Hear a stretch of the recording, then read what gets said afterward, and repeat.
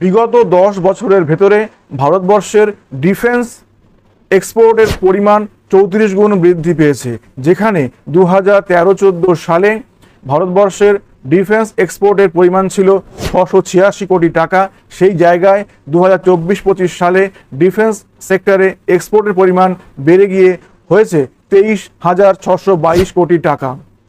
এবং এই সমস্ত এক্সপোর্টের পরিমাণ বৃদ্ধির মূল কারণটি হচ্ছে আত্মনির্ভর ভারত এবং হচ্ছে মেক ইন ইন্ডিয়া প্রজেক্ট।